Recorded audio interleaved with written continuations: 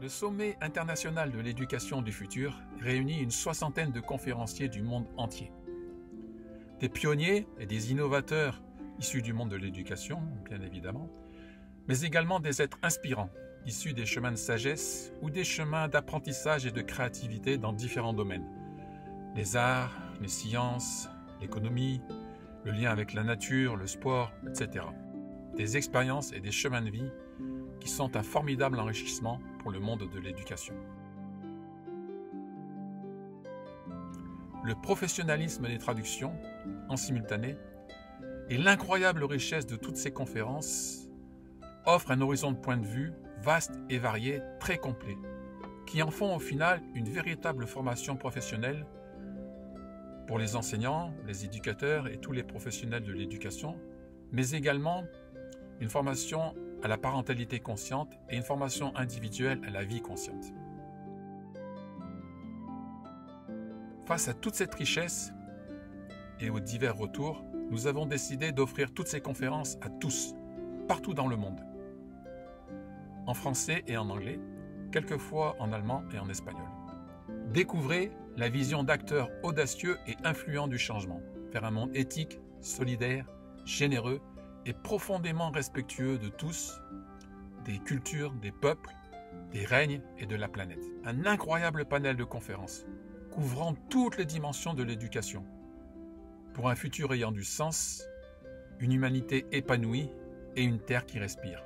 Une chose est sûre, votre vie, et à travers vous, celle des enfants, ne sera plus la même après avoir écouté toutes ces conférences. Pour avancer, nous avons besoin de vous, nous avons besoin de votre générosité solidaire. L'organisation du sommet et l'édition des conférences ont nécessité des milliers d'heures de travail et nécessitent encore beaucoup de temps et d'investissement. Nous faisons appel aux dons libres et spontanés pour compléter le financement du sommet et, si possible, continuer à l'enrichir de nouvelles conférences. Votre soutien est vraiment précieux et vital pour aller jusqu'au bout de cette aventure extraordinaire. Merci.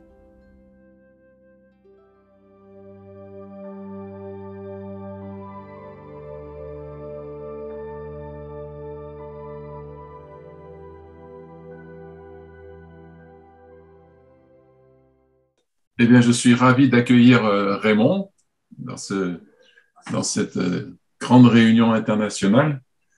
Alors, j'ai rencontré Raymond dans le cadre de mes jeux de pistes sur Internet. Lorsque je préparais le sommet, j'étais en contact avec différentes personnes et puis du coup, je regarde, ou alors à travers Facebook, et puis du coup, je regardais des sites, etc. Puis à un moment donné, je suis tombé sur un article sur le sport, où j'ai pas peut-être fait une recherche, je crois, là-dessus, sur le sport et pleine conscience. Et je suis tombé sur un article de Raymond. J'étais étonné de voir ça, sport et pleine conscience. J'ai fait une recherche comme ça. Et puis du coup, je l'ai appelé et ça a fonctionné. On s'est parlé au téléphone 2-3 fois. Ouais. Et je suis ravi parce que j'ai fait beaucoup de sport dans ma vie. J'ai fait beaucoup de ski et moi, j'appelais ça, à l'époque, l'état de grâce. Mais ouais. Où on connaissait l'état de grâce, c'est-à-dire les jours où, quand on est sur les skis, tout baigne, tout est facile, on a l'impression de voler sur les skis. Hein?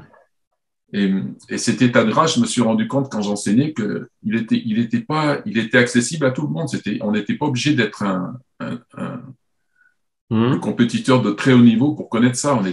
On pouvait connaître ça, même un débutant pouvait connaître l'état de grâce. Je me suis rendu compte que c'était pas lié au niveau technique, mais que c'était plutôt une attitude et qu'il y avait certaines choses qui favorisaient ça. Et du coup, je trouvais ça vraiment intéressant de pouvoir partager ça dans un sommet de l'éducation, parce que le sport est quand même un domaine important, l'activité physique est un domaine important de l'éducation, et de pouvoir développer ça, de comprendre comment ça marche, cet état de grâce, et comment on peut aider les uns et les autres à y aller. Voilà. Donc, merci Raymond d'être là et de nous partager ton expérience et puis de nous emmener dans le flow. Ouais. Ben, ouais, vas-y, excuse-moi. Non, vas-y, ça c'est un challenge, ça. Hein. Oui, d'abord,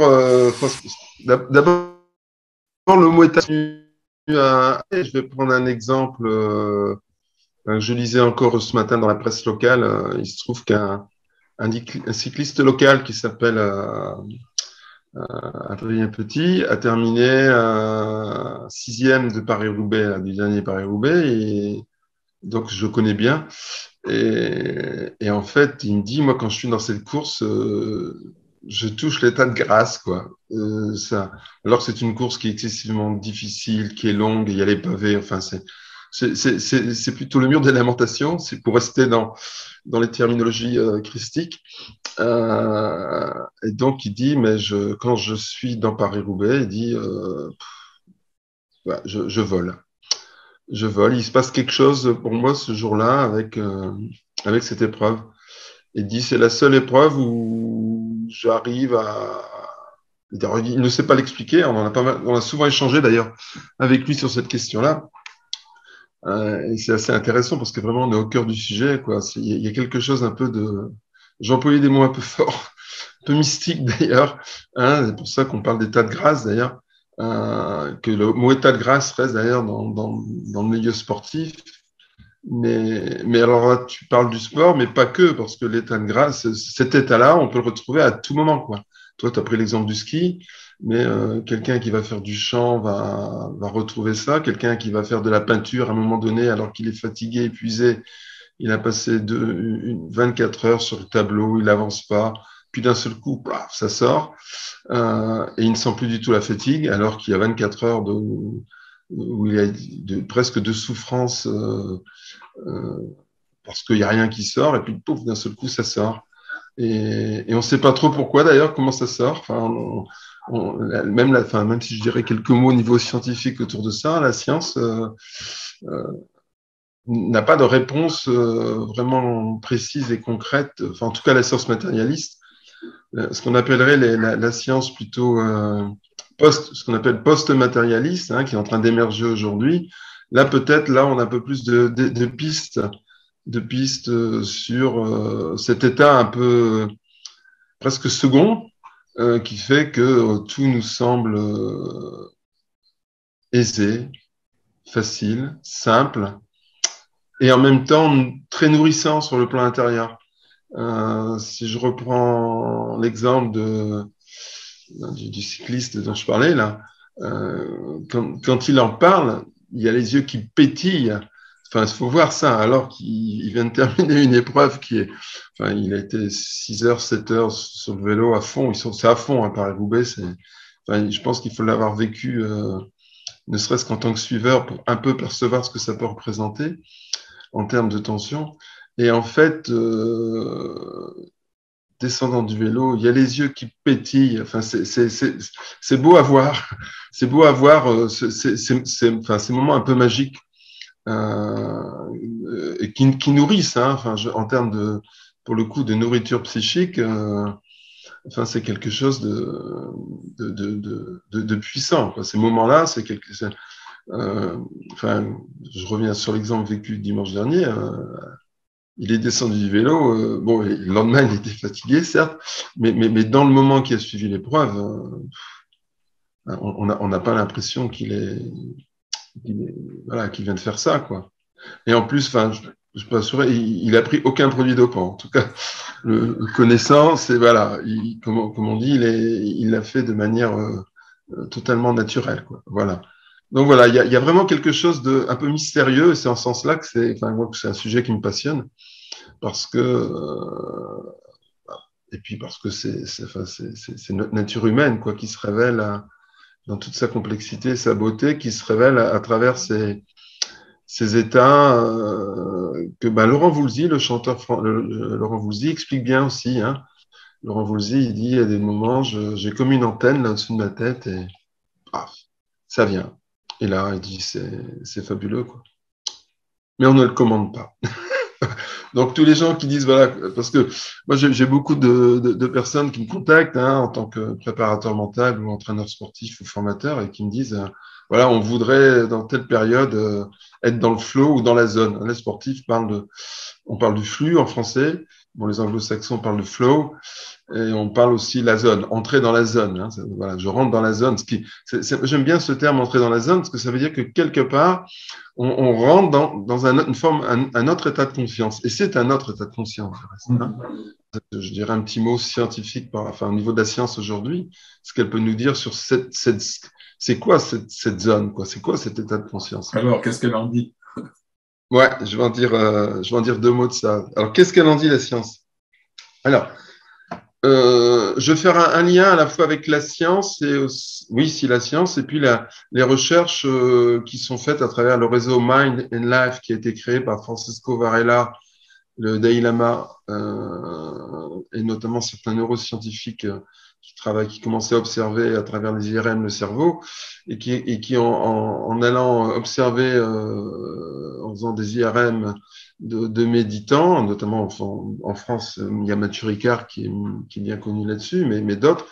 Et une des caractéristiques qu'on a chez les personnes qui méditent, hein, qui font des longues heures de méditation, c'est qu'ils passent dans cet état mental-là, hein, cet état ce qu'on appelle ce qu'on appelle la pleine attention. Le mot pleine conscience me gêne, moi, personnellement. D'ailleurs, les anglo-saxons auraient dit consciousness, et nous, on a traduit mindfulness par pleine conscience. Moi, il me semble que là, il y a une mauvaise terminologie. Moi, je préfère employer le mot de pleine attention et de pleine présence. Et donc, s'il fallait donner une définition de l'état que tu as défini au départ, Abel, hein, quand tu étais sur tes skis, là, tu es à ce moment-là, quand tu es dans cet état-là, tu es en pleine présence à ce que tu es en train de faire. Tu es en pleine attention et tu as lâché le mental. Paradoxalement, je suis dans un niveau on va dire, d'attention et de concentration extrême, mais sans avoir l'impression de faire un effort d'attention. Il y a une forme de paradoxe, c'est-à-dire je suis pleinement là, totalement là, et en même temps, j'ai aucun effort à faire pour me concentrer. Je suis là. Et donc l'ego, ce qu'on appelle l'aspect mental, quoi. Hein, vous voyez, je le mets à côté même l'ego, vous voyez, un peu comme des hamsters qui seraient dans nos têtes là, qui n'arrêtent pas de tourner. Hein, je pense à ce petit livre là, écrit par un Canadien là, ces hamsters hein, qui sont dans nos têtes. Et l'ego, c'est ça. Et donc, je suis dans cet état où je suis pleinement là. Et alors, qu'est-ce qui se passe concrètement en termes quand je rentre dans cette zone, c'est que l'ego diminue. Hein, c'est ce qu'on appelle le selflessness. Le rapport au temps. Hein, ce que les anglo-saxons appellent le timelessness, hein, de mémoire, c'est une sensation du temps qui se transforme complètement. Et donc, moi, si je reviens sur l'exemple d'Adrien Petit, il dit, mais j'ai pas eu l'impression de faire 7 heures de vélo, quoi. Il dit, moi, j'ai eu l'impression que ça a passé à une vitesse. Voilà, j'ai l'impression et j'aurais voulu que ça continue en plus. Tu vois, j'aurais voulu alors que bon, il a fait 270 km, 54 km de pavé, enfin, c'est un truc de fou, hein. Et il dit, mais j'aurais voulu que ça continue, quoi. J'aurais voulu que ça continue. Tu vois, et voilà, on est on change presque de réalité. Hein. On change de niveau de réalité.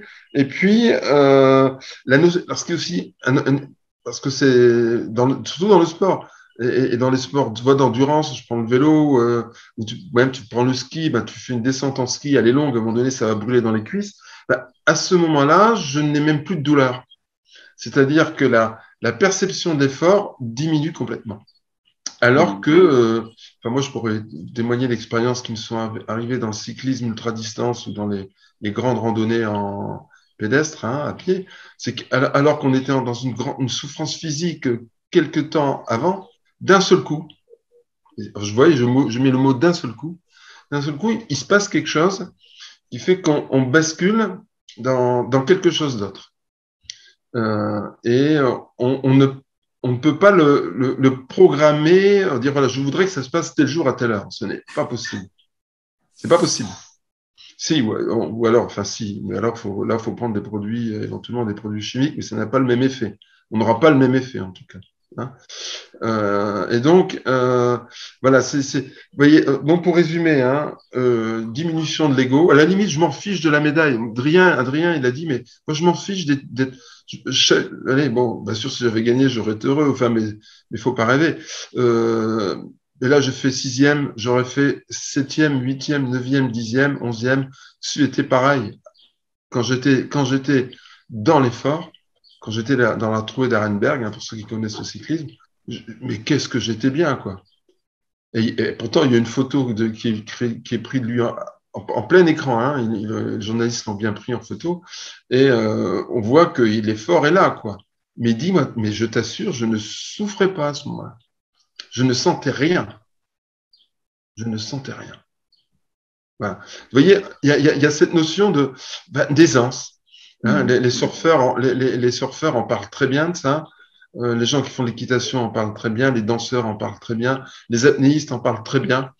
Hein, parce que ce sont vraiment des activités qui vont prêter justement à ce que, parce qu'il y a un lien aussi avec la nature, c'est des activités qui vont prêter à l'émergence à un moment donné de c'est une forme de c'est le lâcher prise, hein, ce qu'on appelle le lâcher prise in situ, qui fait que je rentre dans cette zone. Hein. Je rentre dans cette zone. Et du coup, voilà, pour répondre à ta question. Voilà. Mais du coup, donc, est-ce que ton travail, c'est aussi de petit à petit essayer d'amener vers ça les jeunes, des sportifs, toutes sortes d'individus? Alors, comment ça avance par rapport à ça? Parce que ça, on essaie de parler un petit peu de ce que c'est que cet état-là, mais ensuite, comment travailler avec et que mettre en œuvre pour aller vers ça? C'est ça, c'est toute la question. C'est toute la question parce que il y a une forme d'ailleurs, ta question est un peu paradoxale, quand je dis un peu paradoxale, à savoir que on est dans une époque où il y a une forme de scientisme, hein, qui est très prégnant et qui pense qu'on peut tout contrôler. Voilà. Hein, comme on n'est que de la matière et on va pouvoir tout contrôler. Et si je fais un lien avec le sujet de notre rencontre, hein, cet état de flow, hein, le flux, on pense qu'on va pouvoir contrôler l'arrivée dans cet état et qu'on va pouvoir y être tel jour à telle heure. Hein.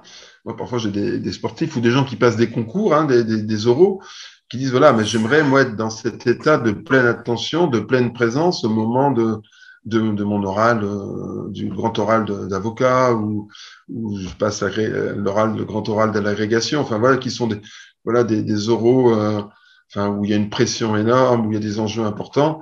Oui, mais je dis, mais alors moi je dis souvent, si vous voulez y être ce jour-là, à cette heure-là, ben vous n'y serez pas. Si vous voulez trop être à un moment donné dans cet état-là, paradoxalement, vous ne le trouverez pas. Je ne sais pas si je suis clair par rapport à ça. Mais oui, bien sûr. Donc, moi, je comprends ce que ça veut dire. À partir du moment où tu veux quelque chose, la volonté ne peut pas le faire. Voilà. Et donc, à un moment donné, il faut rester dans ce qu'on appelle l'intentionnalité. Là, enfin, je veux employer un gros mot un peu. Moi, j'aime bien cette approche de la phénoménologie, hein, en psychologie, notamment en approche clinique. C'est-à-dire, voilà, on est dans le cadre d'un travail sur une expérience qui est profondément humaine et qui ne peut pas se programmer. Voilà, je pense qu'il faut absolument, et là, si j'avais un message à faire passer, c'est qu'elle ne se programme pas. Par contre, elle peut s'instruire. Je ne sais pas si je suis clair. On peut créer les conditions qui vont faire qu'il se peut que le jour que je le souhaite, je vais être dans cet état-là. Mais je ne peux pas le décider. Enfin, tu vois, il y a une intentionnalité et il se peut que, là encore récemment, j'ai discuté avec un jeune athlète là, qui a pour projet les prochains Jeux Olympiques là, à Paris. Et il dit, moi, il faut que j'arrive à être dans, voilà, il faut que j'arrive au moment des JO à être là-dedans. Moi, je dis, oui, ça c'est ton intentionnalité. Maintenant, il faut que tu abandonnes cette idée-là. Par contre, on va faire tout un travail qui va faire que tu vas de plus en plus rencontrer cet état-là. Je sais pas, tu comprends ce que je veux dire? C'est-à-dire qu'en fait, l'état que toi, c'est pour ça que c'est bien que tu aies démarré par l'exemple du ski, parce que je trouve que c'est un très bon exemple qui fait que quand tu pars à ton séjour au ski, dans la semaine où tu as fait du ski, il se peut que 3-4 fois durant ton séjour, tu as à un moment donné vécu ça. Pas forcément sur toute une descente, mais à un moment donné, dans une descente, il y a eu quelques virages qui ont fait que tu as été dans une fluidité et que tu n'as plus du tout pensé voilà, à comment il fallait que tu places ton bâton, à la flexion, extension. Enfin voilà, naturellement, tu trouvais le haut de la bosse, naturellement, tu partais en dérapage. Enfin voilà, tu étais complètement en gros, tes skis faisaient partie de toi et tes skis faisaient partie de la neige. En fait, tu étais dans un tout, quoi. Tu étais en contact. Pour prendre les travaux en physique quantique aujourd'hui, qui montrent bien qu'on fait, on fait cette partie d'un tout, quoi. Ou les travaux sur la physique de la conscience aujourd'hui, je pense à Philippe Guillemant qui travaille là-dessus, ou au prix Nobel de physique, là, Penrose, qui explique bien ça. Qu'à un moment donné, on fait partie de ce tout, quoi. Et donc, mais pour faire partie de ce tout, il faut que je sois présent au tout et que l'ego soit parti, enfin, que les hamsters, comme dit le collègue québécois, que les hamsters soient partis dans leur cage, quoi, et se reposent, quoi, et dorment. Voilà. Alors, ta question, comment on va apprendre ça? Comment on va apprendre? On va permettre aux personnes de rencontrer plus souvent cet état-là, d'en avoir conscience et de le mémoriser quelque part. Il y a une mémoire cellulaire. On pense, même aujourd'hui, c'est même plus ce qu'on pense. Quand on voit comment est constituée une cellule humaine, il y a un petit cerveau dans chaque cellule, quoi. Donc, en fait, tout est connecté et tout a de l'intelligence. Donc, nos milliards de cellules ont cette mémoire. Donc, vont avoir l'événement, si on prend ton exemple que tu as pris sur le ski, vont avoir la mémoire que à ce moment-là, ce jour-là, dans cette descente-là, dans ce contexte-là, tu as traversé ça. Et donc là, on est au cœur du sujet. Enfin, pour moi, là, on est au cœur du sujet du colloque ce que tu organises là. C'est plus on va éduquer, outiller les personnes à conscientiser ces moments-là, plus ils vont en rencontrer. Plus ils vont rencontrer, et si je fais un lien un peu sur les valeurs, et plus je vais être dans la connexion à l'autre de ce fait. Si je fais un lien entre le sport et l'éducation. C'est-à-dire, à la limite, presque peu importe la médaille, moi je reviens sur l'exemple d'Adrien Petit, le pétillement de ses yeux à l'arrivée de Paris-Roubaix, c'était phénoménal. Et ça vaut bien plus que sa 6e place en termes de valeur. Enfin, je ne sais pas souvent en termes de valeur. Ce qu'il a imprimé en lui juste après l'arrivée, c'est ce qu'il a vécu durant cette épreuve, quoi. Et dans je volais dans certains passages pavés, il dit je volais littéralement, quoi. Bon, et là où j'ai pas volé, c'est là où j'ai pas pu suivre. Voilà, tu vois, c'était intéressant. Il y a eu à mon avis, il y a 2-3 fois où là j'y étais pas, je sais pas. Et donc là j'ai pas pu suivre quand c'est parti. Voilà. Donc qu'est-ce qu'on peut faire déjà si on prend ton exemple, ce que tu as fait, c'est pour moi, quand tu as décrit ce qui t'était arrivé en ski, tu as donc mémorisé cet événement et tu es capable d'en reparler. En reparlant de ce fait, tu réactives dans tes mémoires cette situation, cet événement. Est-ce que je suis clair par rapport à ça? Donc, c'est déjà réactiver. Je donnais un exemple concret. Il y a 2 jours, j'étais avec j'entraîne des athlètes, hein, et j'étais avec eux sur la piste. Et à un moment donné, le groupe, alors c'est intéressant, c'est le groupe là, pendant 2-3, c'était une séance d'intervalle training. Hein, il faisait des répétitions de 400 mètres, et il y a eu 2-3 répétitions où tout le groupe a été dans cet état-là. C'est-à-dire, il y a eu, durant un moment de la séance, il y a eu trois répétitions d'efforts qui ont été, où le groupe était il y avait une forme de symbiose. Et d'ailleurs, leurs chronos ont été meilleurs, alors que moi, je leur demandais de vous regardez, ils n'ont pas de montre, rien, ils travaillaient aux sensations.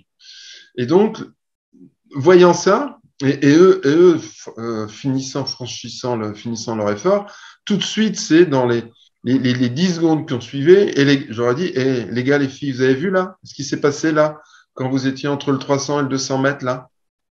Donc, réactivation de la mémoire, là, la manière dont vous étiez en train de courir à ce moment-là, là, vous étiez dans la zone.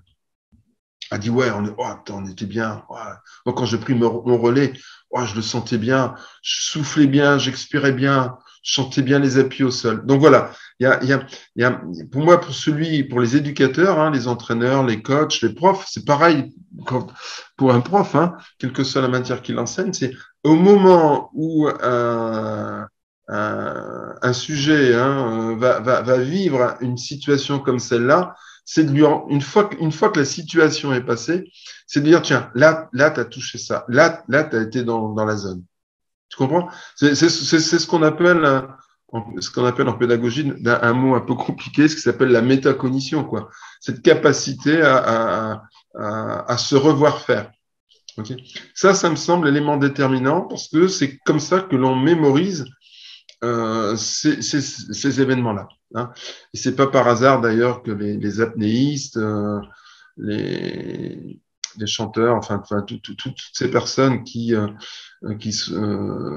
utilisent aussi leur corps hein, dans ce qu'ils font, les danseurs vivent assez souvent des moments comme ça parce que ils font ce qu'on appelle, dans notre jargonnage d'entraîneur sportif, l'entraînement intelligent, c'est-à-dire la capacité à se revoir faire, quoi, hein, ce qu'on appelle la visualisation mentale. Voilà. Et donc, l'élément déterminant, c'est, premier point, quand on vit un moment comme ça, et on en vit tous, sauf que on n'a pas conscience qu'on a vécu ça, quoi, parce que souvent ça dure peu de temps, quoi. Ça dure très peu de temps, et souvent, là, une enseignante je reviens sur l'éducation, j'interviens pas mal dans le milieu éducatif, hein, et donc des enseignants me disaient, oui, c'est vrai, tiens, ce que tu nous expliques là, ça nous arrive en classe parfois. Oui, vous vivez des moments où vous avez oublié l'heure, vous ne regardez plus ce que vous avez prévu de faire, vous êtes complètement en lien avec le groupe classe, même les élèves, ils se rendent plus compte que c'est l'heure de la récréation, et puis d'un seul coup, on se dit, ah ben tiens, il faut qu'on s'arrête. Vous venez de vivre un état comme ça. Sauf que souvent, vous l'écrasez, ce moment-là, parce que dans la journée, il vous arrivait d'autres événements qui n'ont pas été agréables, et quand vous rentrez chez vous le soir, que vous racontez votre journée, vous ne racontez que les événements désagréables. Et donc, le moment agréable et cet état, ce que tu appelles cet état de grâce, ou cet état de flux, ou cet état de flow, il n'a pas été mémorisé. Donc, premier élément, pour répondre à ta question, c'est quand on prend conscience hein, que l'on vient de vivre un moment où on a été pleinement dans la situation, on était en pleine présence, on le revisualise, quoi. On le conscientise, on se dit, ouais, tiens, là, je viens de vivre, je fais ma descente en ski, j'arrive en bas. Simplement, le fait de me dire, ouais, tiens, là j'ai vraiment vécu un moment où j'étais vraiment bien, quoi. J'étais, voilà. Ça, c'est parce que plus on va mémoriser ça, ce qu'on a constaté, enfin, par l'expérience pratique, hein, ce qu'on constate, c'est que plus les sujets vont faire ce travail de conscientisation et donc de mémorisation de ces états-là, plus ils vont en avoir. Mais ceci dit, ils ne peuvent pas décider que quand ils vont l'avoir. Mhm. Parce que si tu veux si tu veux l'avoir, si tu veux l'avoir au moment où tu le souhaiterais, si tu veux trop l'avoir, tu ne l'auras pas. Il y a une forme de, parce que et notamment dans notre culture, notamment pour la culture occidentale en tout cas, on est trop dans le contrôle. C'est-à-dire qu'à un moment donné, je ne peux plus être dans le contrôle. Mhm. Je suis dans ce qu'on appelle le lâcher prise. Okay. Est-ce que ça répond à ça, c'est ma première partie de réponse. Ça va? Ouais, parfait. Il y a une deuxième partie. Et là, je vais aller sur ce qu'on appelle les pratiques d'intériorité, les pratiques de pleine attention. On observe que les personnes qui ont des pratiques de pleine attention, des pratiques de pleine attention, de méditation, voilà, de sophrologie, de yoga, toutes rencontrent plus les états de flow. Ok. Il les rencontre plus. Il les rencontre plus parce que il s'entraîne. C'est un entraînement mental. Ils s'entraînent quotidiennement à être dans l'écoute de leurs sensations, de leurs perceptions, sans porter de jugement. On est bien en pleine attention, sans porter de jugement sur leur perception. Donc, ils sont dans une intention d'accueillir les perceptions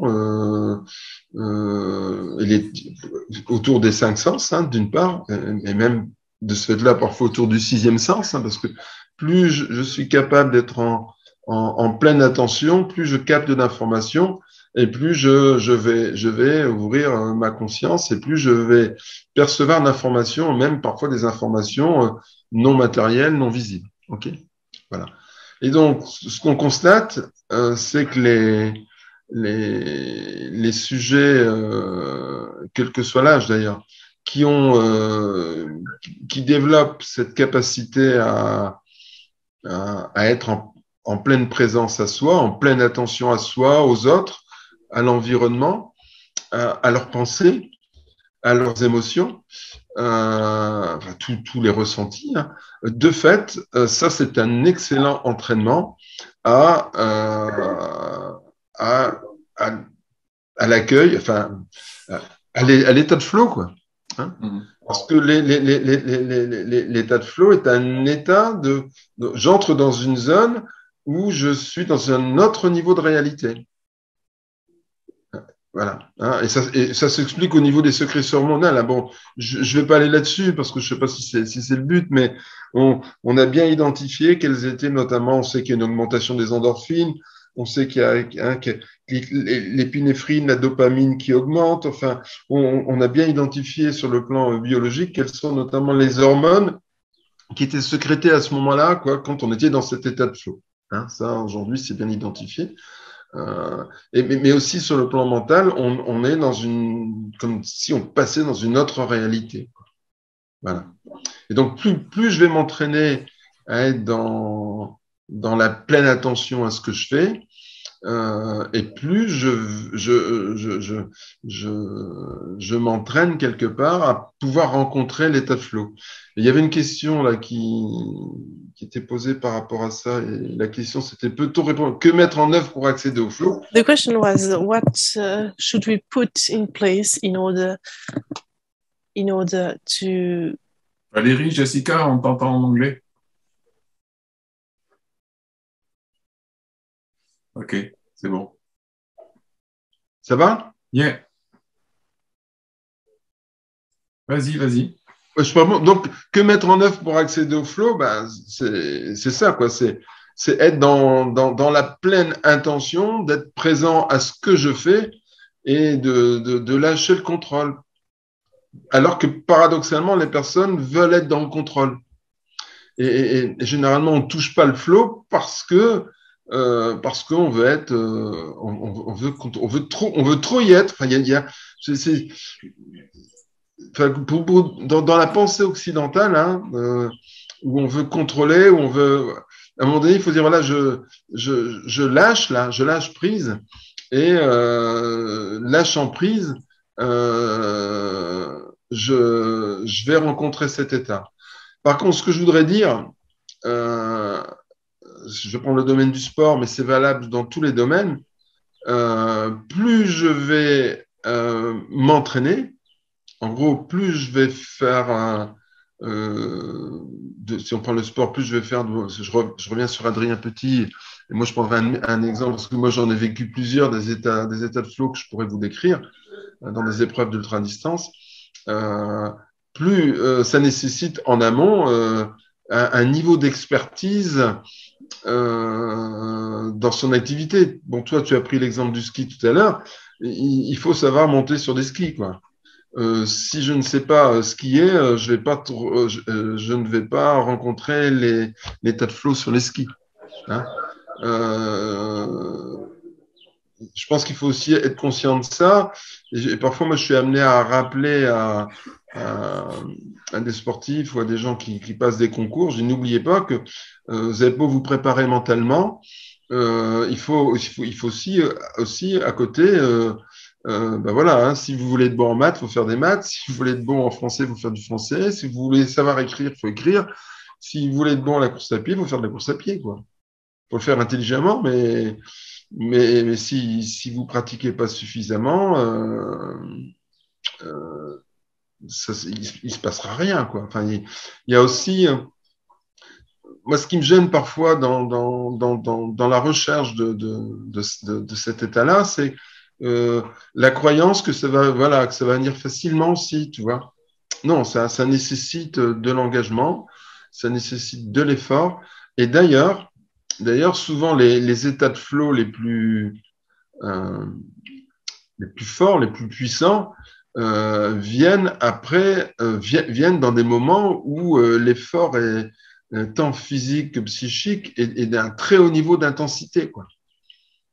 Hein, parfois, il y a même une souffrance physique, si je prends le monde du sport, euh, très, très, très forte, hein, une extrême souffrance qui est là, et puis d'un seul coup, on ne sait pas trop pourquoi, le truc, la souffrance s'arrête et j'ai l'impression de voler, quoi. Je me souviens, pour témoigner, je reviens sur Paris-Roubaix, alors c'est plus vieux, parce que pour Paris-Roubaix, c'est intéressant, c'est une course qui est excessivement difficile, quoi, sur le plan physique, c'est un niveau d'attention constant. Donc psychiquement, c'est risque de chute. Enfin, psychiquement, c'est très très sollicitant. Et il y avait un coureur belge qui s'appelait Rick Van Looy qui a gagné 3 fois Paris-Roubaix. Et quand il a gagné pour la 3e fois Paris-Roubaix en 1965, il a très bien. Alors on parlait pas de flow à cet état-là, mais donc ça a été traduit parce que c'était un flamand, ça a été traduit en français en état de grâce. Il a dit j'ai souffert pendant 250 km, quoi. Et d'un seul coup, à 20 km de l'arrivée, je n'ai plus rien senti. Je volais.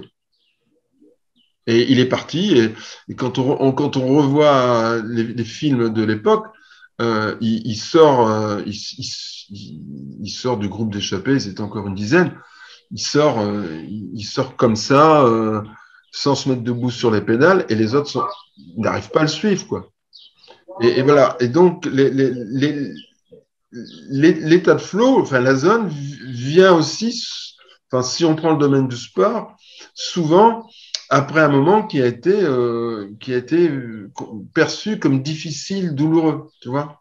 Je repense, moi, parce que j'ai été rencontrer des gens par rapport, hein, dans différents domaines, des artistes, des chanteurs, des chercheurs, hein, qui aussi rencontrent cet état-là. Et je me souviens de cette peintre qui me disait, mais là, pendant 24 heures, je suis là, je me bagarre avec la toile, il n'y a rien qui vient.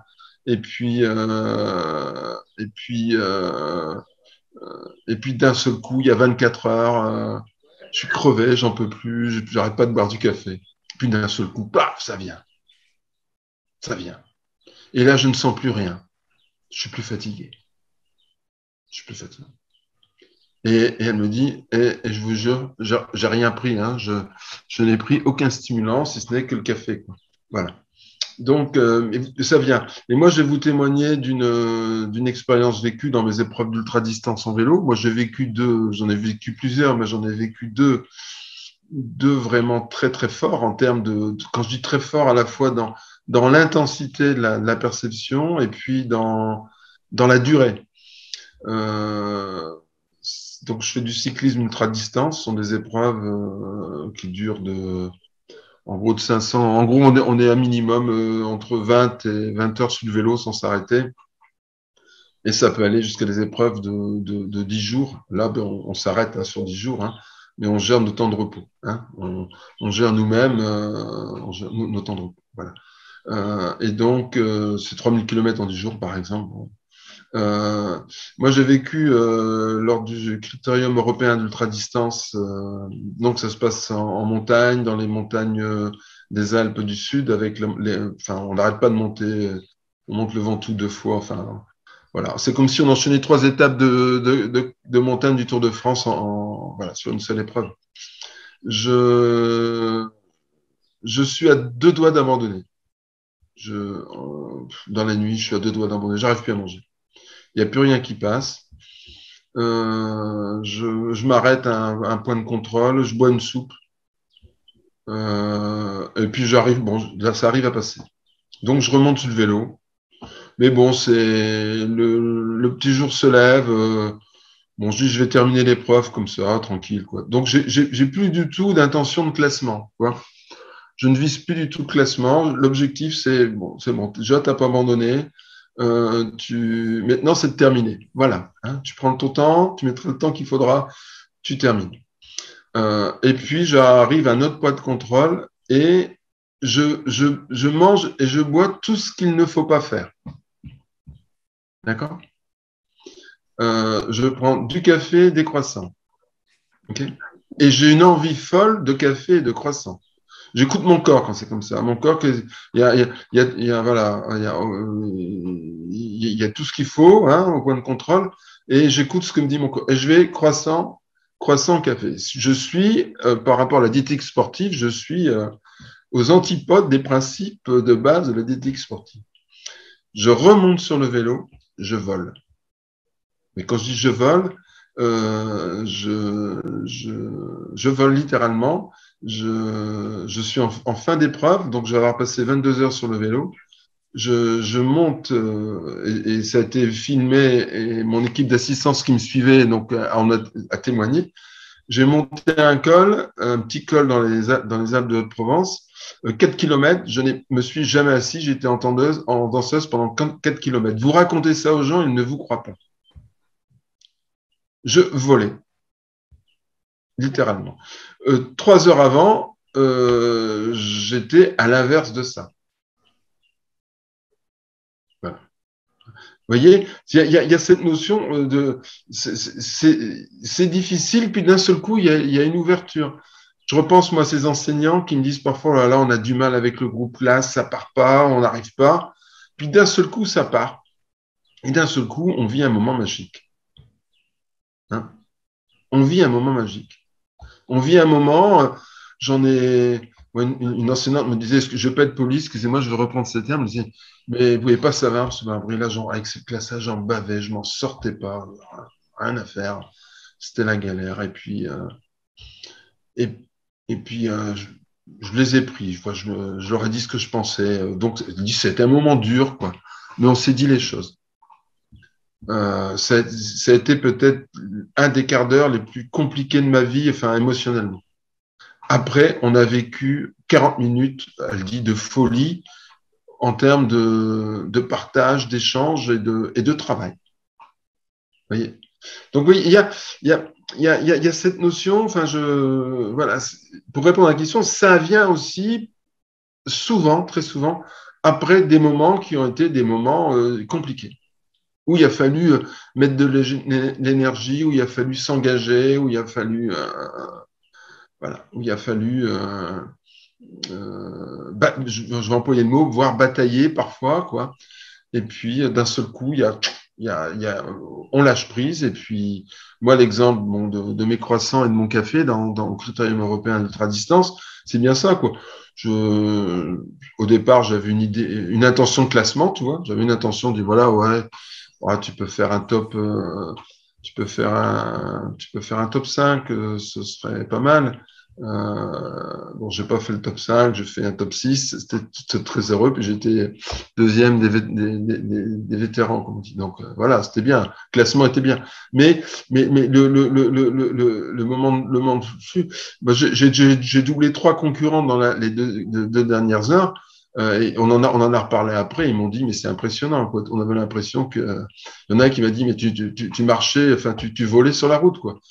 Il dit, on avait quand même 600 bandes dans les jambes, on avait monté, on était à, je sais plus, on était, en termes de dénivelé, on était à 10 000 mètres de dénivelé déjà. Enfin, vous voyez, voilà, c'est des épreuves, des épreuves qui sont longues et qui demandent, voilà, qui demandent de l'énergie, hein, en termes de difficulté, quoi. Voilà. Donc, je voudrais pointer ça, quoi, cette notion d'effort, hein. Alors, je sais plus, il y avait une question là sur la méthode Feldenkrais. Ouais, je confirme. La méthode Feldenkrais va participer, oui, bien entendu, à toutes ces pratiques qui impliquent le corps, hein. Je pense aussi à la méthode Vitoz, hein, qui est une méthode qui est moins connue dans les pratiques de pleine attention, qui a été élaborée par le docteur Vitoz au début tout début du XXe siècle de mémoire. Et qui est sur, en fait, c'est une pratique c'est de la pleine, on relie la méthode Vitoz, c'est de la pleine attention sur les 5 sens. Et cette pratique-là participe à développer la conscience de soi. On en revient toujours, hein, conscience de soi, conscience de mon corps, conscience de mes émotions, de mes pensées, conscience de l'autre, conscience de l'environnement. Et voilà, et plus je vais développer. Et donc, pour moi, la méthode de Feldenkrais, ouais, est une méthode qui participe à ça, de fait. Ouais. Donc, quand tu travailles avec des sportifs de haut niveau qui ont cette intention-là, parce que maintenant, ça commence à être connu, ils se sont rendus compte que le mental avait un rôle important. Ouais. Du coup, toute la façon de travailler l'entraînement, toute la façon de travailler au jour le jour, au quotidien, change.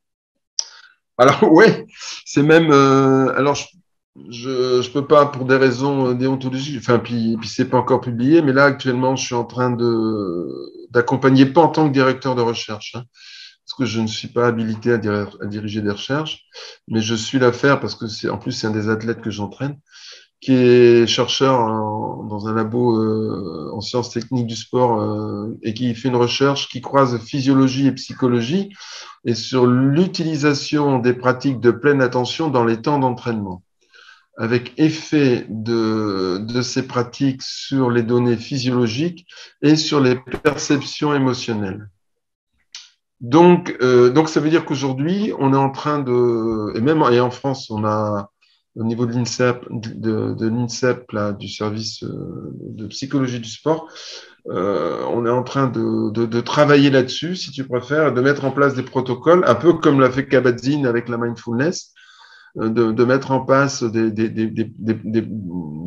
protocoles qui peuvent être enseignés, hein, et qui vont donc dans le temps d'entraînement, enfin pour moi l'enjeu il est là aujourd'hui, quoi. C'est dans le temps d'entraînement intégrer ces pratiques. Je vais vous donner un exemple qui m'a fait prendre conscience de ça personnellement. Bon, je pense que beaucoup de gens connaissent Thich Nhat Hanh, qui nous a quittés récemment. Et moi, quand j'ai rencontré Thich Nhat Hanh, quand je suis allé au Prunier, donc j'arrive, il était là, et je venais de me garer, j'avais fait la route, j'avais 600 bornes, un peu fatigué. Et puis je le vois, j'étais content de le voir, mais je dis bonjour. Mais je dis un bonjour routinier. Et il m'arrête et il me dit, vous m'avez pas dit bonjour. je le regarde. Et là, il me dit, ben là, vous venez de me dire bonjour. Il m'a dit, c'est ça la pleine attention, la pleine présence. C'est quotidien, il dit. C'est dans la pratique. D'ailleurs, quand on est au prunier, quand on fait la vaisselle, j'ai appris, moi, à la pleine attention en faisant la vaisselle. Ok. Et donc, c'est se mettre vraiment, tu vois, c'est j'intègre ces temps-là dans mon quotidien, dans mes activités.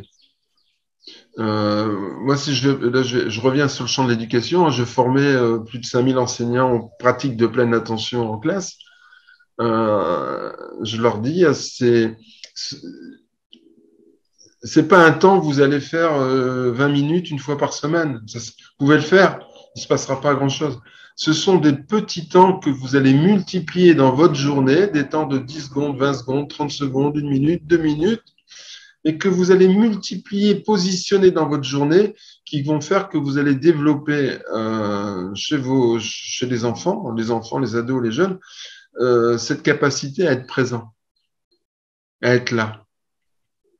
Et c'est parce que vous allez multiplier ces petits temps, intégrer aux maths, au français, au sport, à la musique, au chant, enfin à toutes vos activités, que vous allez développer cette capacité, enfin cette ressource à être pleinement là, hein, et qui fait d'ailleurs déficit je dirais, à notre époque pour la plupart quel que soit l'âge d'ailleurs, de nos contemporains, quoi. C'est-à-dire, on vit dans une période où on ne laisse plus le temps d'être présent à soi et d'être centré sur son intériorité. Et quelque part, c'est dramatique parce que je pense qu'un des mal-être sociétal, il est lié à ça aujourd'hui. Hein, c'est-à-dire cette incapacité qu'on a à être présent à soi, ne serait-ce que ça déjà. De ce fait-là, n'étant pas présent à soi, on n'est plus présent aux autres et on est encore moins présent à l'environnement, quoi. Enfin, ouais, bon. Il faut relire le livre d'Abdenour Bidar, là, Les Tisserands, qui explique bien ça, quoi. Comment j'éduque aujourd'hui à la conscience de soi pour être dans la conscience de l'autre et pour être dans la conscience de l'environnement. Et du coup, Raymond, quand tu entraînes des sportifs de haut niveau qui ont cet intérêt, parce qu'au départ, ils veulent être encore plus performants, ouais. Ils savent pas forcément au départ que ça va changer leur vie, parce que tu peux pas pratiquer ça et puis avancer là-dedans sans changer tes valeurs et ta façon de vivre les choses et ta façon de vivre la compétition aussi. Entièrement d'accord. Et il y en a même qui vont abandonner la compétition. Parce que voilà, et là pour moi, tu vois, c'est intéressant, là, cet échange au plan ontologique. Pour moi, on est au cœur du sujet, là, quelque part. C'est que, finalement, ça m'amène à la conscience du soi, pour reprendre la classification de Jung, quelque part. J'amène à l'individuation.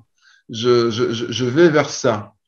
Et de ce fait, on a certains sports. Tu prends l'exemple, parce que dans le sport de haut niveau, les égos sont quand même pas mal surdimensionnés. On a quand même, c'est quand même une pratique, hein, le sport de haut niveau compétitive, où on pousse à l'extrême, qui parfois est une caricature de notre société, de notre société hyper compétitive, quoi. Hein. Voilà, il y a un situs, altus, fortus, et puis en plus, il faut écraser les autres. Enfin, je caricature un peu, mais quelque part, il se passe un peu ça. Et on a certains sportifs de haut niveau qui sont dans cet état qui ont été formatés, conditionnés je dirais, à ces valeurs de la société, on va dire, matérialiste, consumériste, et libéralisme poussé à l'extrême. Comme là, je suis dans le sociopolitique, mais c'est ça, quoi.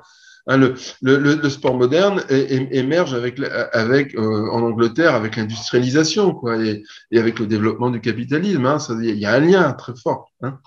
Et donc c'est vrai les égos sont fortement surdimensionnés et on veut contrôler et on veut être le premier, quoi. Et là, quand on rentre dans ces pratiques-là, à un moment donné, on va leur dire, ben non, il faut que tu arrêtes ça. Si tu veux être dans le flow, il faut que tu abandonnes ça. Pour certains, c'est une révolution copernicienne, c'est un changement de paradigme. Alors certains arrêtent parce que ils ne sont pas prêts au changement profond, parce que c'est un changement profond en soi. Ils sont pas prêts. D'autres le font et en donnant encore plus de sens à leur pratique sportive, mais dans un développement du soi. C'est-à-dire, et je repense à ce que Adrien Petit, là, qui disait, mais je m'en fiche que je sois deuxième, enfin, premier, deuxième, troisième, quatrième, cinquième, sixième. Ce que j'ai vu que là, c'était fabuleux. Alors oui, j'aurais gagné, bien sûr, j'aurais été heureux, j'aurais été sur le podium, j'aurais été heureux, c'est évident.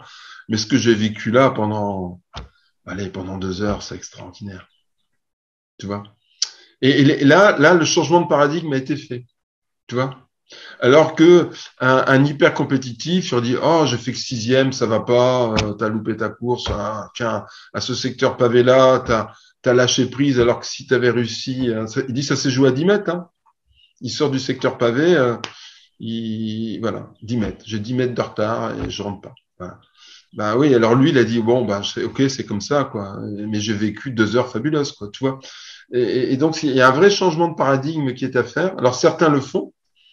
Parce que la pratique sportive est vraiment intégrée au sens qu'ils donnent à leur vie. Et là, on est au cœur des valeurs humanistes. Mais d'autres abandonnent. D'autres vont abandonner parce que ils vont abandonner la pratique parce que le moi est trop surdimensionné. Donc, je pense que tout le monde, si tu préfères, n'est pas prêt à cheminer jusqu'au bout dans les pratiques qui vont faciliter, pour moi, l'émergence de l'état de flow. Néanmoins, c'est quand même de plus en plus dans les consciences. Il y a de plus en plus de gens qui connaissent ça. Il y a de plus en plus de gens qui vont vers cette pratique. Donc, il y a vraiment quelque chose qui bouge. Moi, alors, pour te rejoindre, je suis optimiste sur le moyen terme par rapport à ça. Sur le court terme, je suis un peu plus pessimiste parce qu'on sent bien qu'on est dans un. Là, je sors un peu de mon sujet là, mais on est dans un changement presque de civilisation. Quoi. On est au bout d'un système. Et on voit bien qu'il y a quelque chose d'autre qui va émerger. De toute façon, si ça émerge pas, on va disparaître. Donc, il y a une forme de lutte entre quelque part un transhumanisme matérialiste poussé à l'extrême et l'émergence. On voit bien aujourd'hui de la dimension spirituelle, de la dimension humaine, quoi. Hein. Je parle pas du religieux, je parle du spirituel. Hein. Donc, on n'est pas que de la matière, on est quelque chose d'autre, quoi. Et je repense au manifeste, notamment post-matérialiste, écrit par plus de 300 grands scientifiques dans le monde, hein, qui a été écrit en 2018, je pense, qui disent voilà, quoi, on est bien dans cet entre-deux-là, quoi. Alors, comment ça va basculer donc, moi, pour te rejoindre, oui, il y a une prise de conscience de plus en plus conséquente de l'importance de cette dimension, allez, je vais employer le mot spirituel de l'homme, quoi, hein, du vivant, qui vient, même scientifiquement, hein, il faut prendre tous les travaux en neurophénoménologie aujourd'hui qui montrent bien que la conscience est une réalité non matérielle, mais est bien une réalité, quoi. Donc, mais qui ne se voit pas, mais qui est là. Et donc on est dans cette tension-là. Donc, où ça va basculer? Moi, je reste optimiste sur le moyen terme. Mais pourquoi c'est tendu? Parce que en France, par exemple, le ministère de l'Éducation nationale a donné l'injonction aux établissements scolaires d'arrêter les pratiques méditatives dans les écoles. Hein. Ah oui. Ouais. Alors alors on contourne le sujet en disant on va faire de la pleine attention. On va faire des études. J'en ai discuté avec Frédéric Lenoir là. Parce que on fait des ateliers philo, puis à la fin des ateliers philo, on met un temps de silence. Voilà. Donc on va le faire sans dire que Enfin, parce que on va le faire sans dire qu'on le fait. On va dire qu'on fait de la pleine attention, qu'on développe, on fait des exercices de préparation mentale comme chez les sportifs pour développer les capacités attentionnelles, parce que c'est le premier élément déterminant de la réussite. Voilà. Tu dois le voir aussi de plus en plus qu'il y a de plus en plus de sportifs de haut niveau qui sont dans cette dimension. Oui, oui. De très haut niveau qui sont très connus, quoi. Oui, ouais, Alors, pas mal y était avant, si tu préfères, mais on n'en parlait pas. Oui. En plus, chez nous en France, la culture, on a pris un peu, nous on a pris du retard sur cette dimension-là, mais c'est culturel. C'est lié à notre histoire, à l'anthropologie française quelque part culturelle bon, on a mal compris les cartes, hein, cette séparation du corps, des émotions et de l'esprit, de la pensée. On a quand même saucissonné, on a hiérarchisé, on n'a pas eu cette vision globale qu'a eu James par exemple. Je pense aux États-Unis, hein, le fondateur de la psychologie aux États-Unis, qui tout de suite où ils étaient dans des approches beaucoup plus globalistes, hein, ou les Allemands dans la Gestalt, tu vois.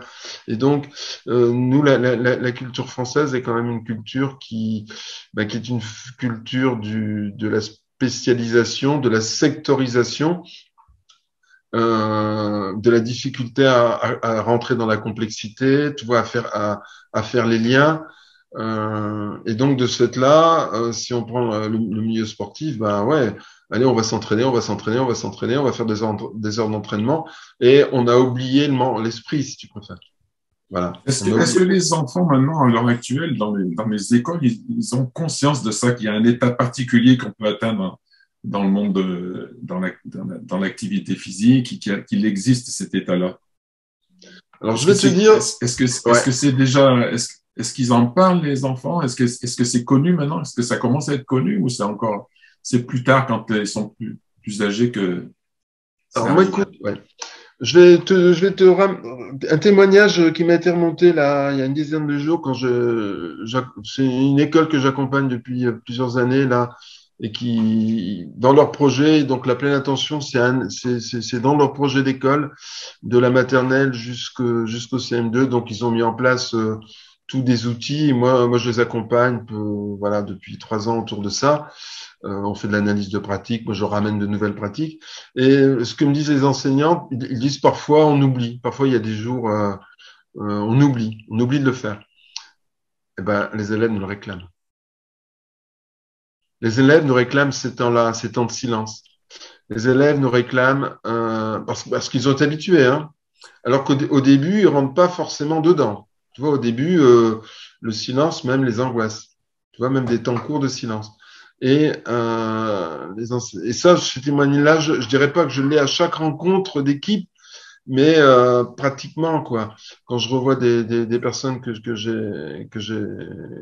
j'ai formées il y a quelques années, que je revois dans d'autres formations, dans des suivis, ils nous disent une fois que c'est vraiment intégré, pour la majorité des enfants, alors pas tous, et alors moi je dis si tous étaient ok, il faudrait s'interroger.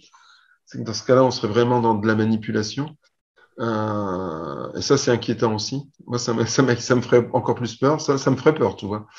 Mais voilà. Mais quand on le fait pas, quand on oublie de le faire, parce que voilà, les circonstances de la journée ont fait que on n'a pas pu le faire, on a oublié de le faire, ou on a oublié de le faire le matin, par exemple, et puis à la reprise, madame, monsieur.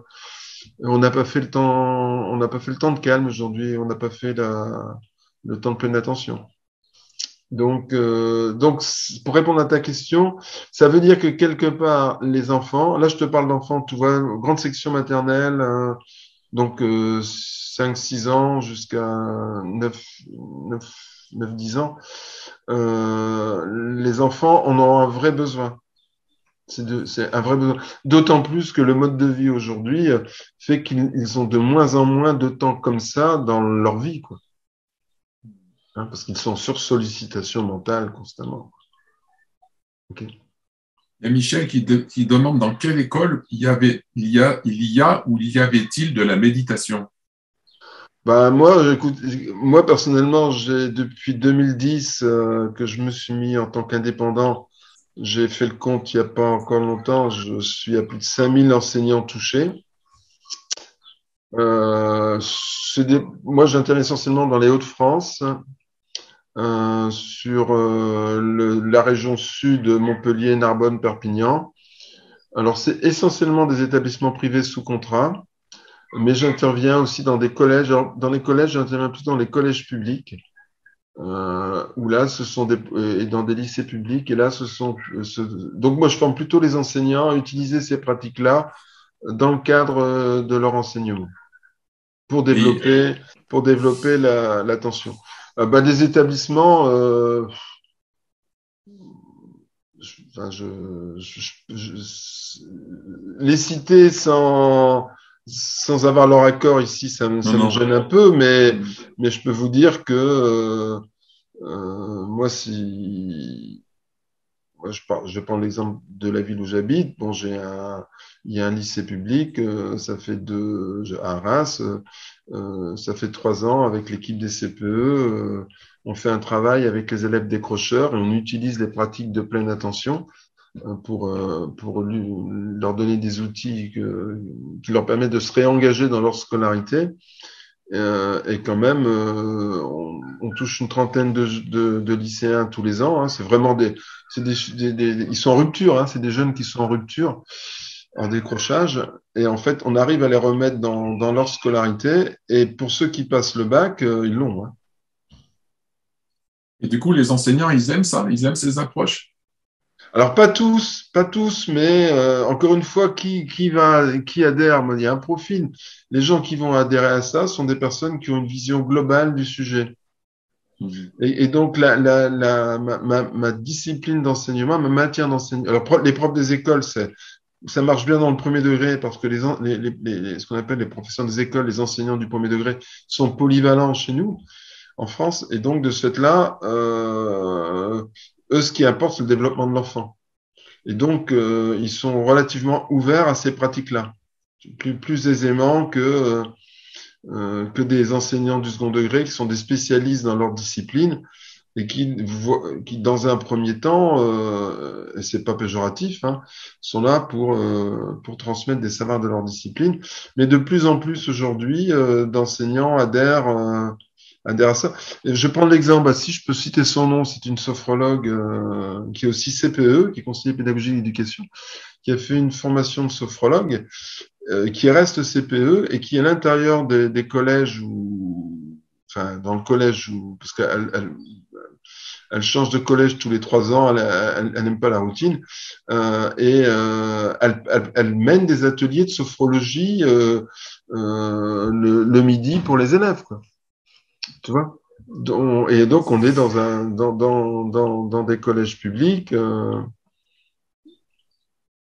Donc, Et, ça, moi, je repense aussi au philosophe et inspecteur général de l'éducation nationale, Abdenour Bidar, qui était missionné par François Hollande, hein, en tant qu'inspecteur général en charge de la philosophie, du vivre ensemble à l'école et d'une laïcité ouverte.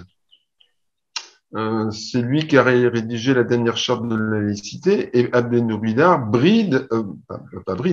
prône le développement d'une approche spirituelle en France. Hein. Alors, il n'est pas forcément entendu par tous ses collègues inspecteurs généraux parce que bon, Abdenour Bidar, lui, il est dans une approche spiritualiste, c'est-à-dire qu'en fait, il y a une dimension spirituelle au vivant, quoi. Et il le dit clairement, hein. D'ailleurs, quand il animait une émission à France Inter avant qu'il ne soit inspecteur général, parce que là, il peut plus, en tant qu'inspecteur général, il peut plus, mais voilà, il était autour de ces questions-là, quoi. Hein, du transculturel, le transreligieux, la dimension spirituelle du vivant. la notion de spiritualité laïque. Enfin, tu vois, voilà, il y a quand même même au sein de l'éducation nationale française qui reste dans une vision relativement matérialiste, hein, quand même, hein, du vivant. Hein, faut dire les choses comme c'est, hein, dans la culture française.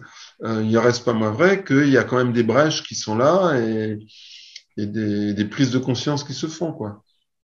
Donc, excuse-moi, oui. Non, vas-y. Et Abdenour Bidar, on a fait une conférence à deux pour le printemps de l'éducation à Roubaix il y a 5 ans. Enfin, ce que je suis en train de dire, il le dit, quoi. Il le dit encore de manière plus forte, quoi, hein, avec ses arguments de philosophe, quoi, en disant, voilà, cette dimension, elle est déterminante et elle est inhérente au vivant, quoi. Donc, on ne peut pas l'ignorer, c'est pas possible, quoi. Et une des causes peut-être du mal-être dans la société, une des causes, entre autres, c'est ça, c'est l'oubli de cette dimension sensible de l'humain, quoi. Est-ce qu'au niveau international, cette dimension-là, au niveau du sport, elle est donc de plus en plus conscientisée, cet état très particulier de présence qui fait que ça aide à la pratique de haut niveau. Est-ce qu'il y a au niveau international, il y a une concertation de ça, que ça commence est-ce que ça se partage tout ça? Oui, bien sûr que ça se partage. Moi, alors, à la fois ça se partage et à la fois moi pour avoir discuté avec des collègues ou des collègues, à la fois des gens que je rencontre dans les épreuves cyclistes d'ultra, mais aussi des collègues entraîneurs ou préparateurs mentaux. Alors dans d'autres pays, je prends l'exemple de l'Allemagne où je connais plusieurs personnes en Allemagne, là, aux Pays-Bas, aux pays nordiques. Et en fait, pour eux, c'est normal. Donc, en fait, depuis tout le temps, ils sont comme ça. Enfin, depuis tout le temps, ils sont dans cette vision-là. Je sais pas si je suis clair. Je pense notamment aux biathlètes et aux skieurs norvégiens. Les Français, ils y sont là-dedans maintenant, hein, à biathlon. Mais je pense notamment aux Norvégiens, aux Suédois qui ont cette approche globale, quoi. Mais pour eux, c'est intégré depuis le début. Enfin, c'est intégré depuis dans leur culture, dans leur paradigme de compréhension du monde et du vivant. Tu comprends? Alors que nous, dans notre culture francophone, enfin notamment française, on a, avec le fait qu'on a séparé le corps, l'esprit et le cœur quelque part, hein, voilà. Alors qu'aujourd'hui la science est en train de dire, ben non, tout ça interagit. Hein, les 3 cerveaux là-haut, le cerveau du cœur, le cerveau des intestins, bon, la notion de conscience intuitive, de conscience intuitive extraneuronale. Enfin, il y a des thèses de médecine qui sont faites actuellement là-dessus, conscience intuitive extraneuronale. Donc, ça voudrait dire que, voilà, il y a une hypothèse scientifique comme quoi la conscience n'est pas dans le cerveau, quoi. Des thèses sont faites là-dessus, hein, en médecine. Oui. Hein. Donc, ça va chambouler le français, ça. Ça chamboule, quoi. Hein, tu changes de paradigme complètement, quoi. Donc oui, alors, on y vient de plus en plus. Hein, là, je vois le thésard dont je te parlais. Là, donc de ce fait-là, il est au fait de toutes les recherches qui sont faites dans le monde autour de ça. Et en France, c'est en train de bouger, quoi. C'est vraiment en train de bouger. Alors, avec une limite, moi j'en verrais une dérive aussi, tu vois. J'en verrais une forme d'instrumentalisation parfois. Et c'est ce qui parfois va me gêner. C'est-à-dire, on va utiliser ces pratiques-là. Je donne un exemple. Hein. Et alors, ça m'agace gentiment. Je retoque gentiment après mes enseignants. Oui, donnez-nous des exercices pour qu'ils soient plus calmes. Tu vois, il faut les calmer. Tu vois. Mais je dis non, stop, arrêtez. Un enfant, c'est normal qu'un enfant se bouge, quoi. Un enfant, c'est vivant. Donc, vous n'allez pas avoir 30 enfants en conception maternelle qui vont rester calmes toute la journée. C'est pas possible. Et c'est pas parce que vous allez faire calme et attentif comme une grenouille qu'ils vont être calmes. C'est pas vrai. Il faut arrêter de croire ça. Hein, c'est comme il faut arrêter de croire parce que vous allez faire des pratiques de méditation, de pleine attention, que vous serez moins stressé. Vous allez apprendre à vivre avec votre stress. Vous allez apprendre à réguler votre stress. Vous allez apprendre à reconnaître vos émotions, à accepter que vous êtes triste, à accepter que vous êtes en colère. Et de ce fait-là, vous n'allez pas laisser la tristesse et la colère diriger votre comportement. Vous allez l'accepter, vous allez le réguler. Mais vous allez surtout aussi reconnaître les moments de joie. Donc, voilà. Tu vois, moi, ce qui me gêne, et là, je rejoins un peu ce que dit Fabrice Midal, là, en France, hein, je trouve qu'il fait un très beau travail, Fabrice, à travers notamment méditer, c'est se foutre la paix. Il dit, il faut arrêter d'instrumentaliser ça, comme dans l'entreprise aujourd'hui. Voilà, on va te proposer Moi, je refuse. Hein. Je refuse quand je sens que, voilà, ils pouvaient venir parce que voilà, on veut que nos employés soient plus performants, soient plus attentifs. Donc, allez, proposez, venez leur faire des ateliers de méditation.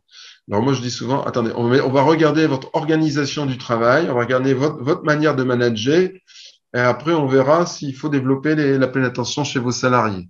Tu vois. Là, j'ai une forme de, tu vois, d'agacement et de colère par rapport à l'utilisation, une instrumentalisation de ces pratiques dans une unique logique de performance. Si on fait ça, c'est pour la recherche d'un mieux-être du sujet et le développement du sujet dans toutes ses dimensions, dans toutes ses ressources. Ouais, mais bon, c'est quand même le partage que tu nous fais qui procède d'un autre monde que ce que là les gens rencontrent pendant cette semaine avec les intervenants. Je trouve ça fabuleux parce que ça met en évidence que ça bouge dans toute la société, ça bouge partout dans le monde, qu'il y a une conscience des choses qui est de plus en plus vive, qui se dégage petit à petit, quoi, partout dans le monde. Et d'un autre côté, c'est bon signe. Ouais. C'est bon signe. Apprendre à écouter, apprendre à ressentir, apprendre à juste là, présent, des choses toutes simples comme ça. C'est en train de se développer partout. Et du coup, ça ça donne espoir, quoi. C'est forcément positif pour l'évolution du monde. Ouais, je te rejoins. Alors parfois, je suis un peu partagé parce que ce qu'on vit en ce moment n'est pas forcément ce qu'on a vécu depuis 2 ans n'est pas forcément joyeux. Enfin là, je sors de mon sujet, mais voilà, là, dans une période de ma vie professionnelle, j'ai piloté un DU de santé publique à l'Université catholique de Lille, en partenariat avec l'Université de Montréal.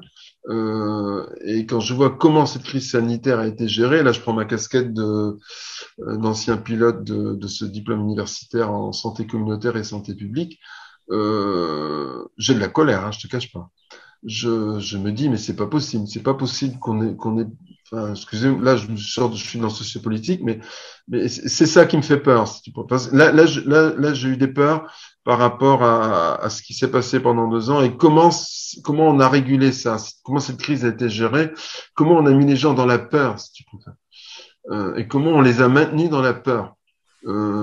Cette affaire, ça m'a inquiété.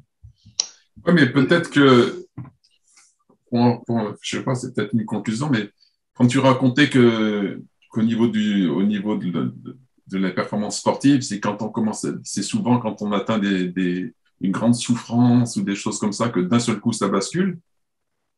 Peut-être que on va dire cette intensification de la peur, elle a un certain but, mais peut-être que finalement elle va arriver à quelque chose auquel ils s'attendent pas du tout. C'est que ça va réveiller les gens finalement.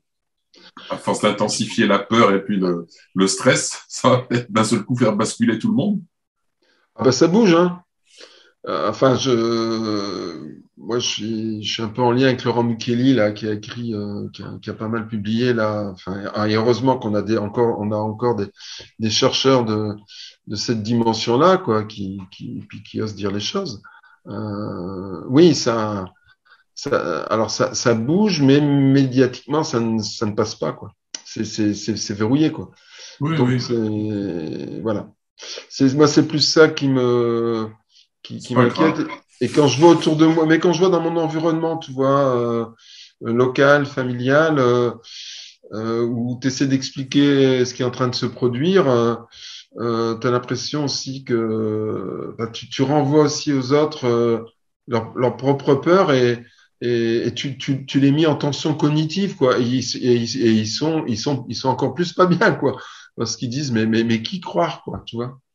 Mais qui peut-on croire aujourd'hui, tu vois. Voilà, voilà, j'ai une forme de presque de mal-être, hein. Enfin là, voilà, je communique un peu mes ressentis, mais parce que ce qu'on vit est questionnant, interpellant, je discutais avec des collègues québécois là que j'ai rencontrés la semaine, il y a 10 jours sur la philo à l'école. On bossait ensemble sur Montpellier autour de la question de la philosophie à l'école. Et ils disaient, eux, ils faisaient le même constat, si tu préfères, chez eux, quoi. Il dit, mais on a l'impression c'est de la folie, quoi. Alors que, bon, il y avait pas de raison objective à basculer dans cette forme de folie. Alors oui, où tu as raison, je pense que les prises de conscience sont en train de se faire et que finalement, le boomerang revient toujours. Oui, donc vaut mieux finalement, tu disais à qui doit-on croire? Ben, autant croire à la grâce. Ouais. Ouais. Parce que de toute façon, c'est visible que c'est un mouvement qui grandit de partout et que cette conscience-là se développe de partout. Ouais. Et quelqu'un, Patricia, qui dit que ce que tu racontes en ce moment, c'est la traversée du désert. Oui. Oui, tout à fait. Ouais. C'est comme le sportif dans sa performance, c'est la traversée du désert, parce qu'à un moment donné, il a l'impression que c'est foutu, quoi, il n'arrivera pas, puis d'un seul coup, pouf, ça va se faire. Ouais. Je te remercie, Raymond, d'avoir partagé tout ça. Ben, c'est super. Et de pouvoir mettre aussi cette dimension du mouvement et de cette conscience-là dans un domaine que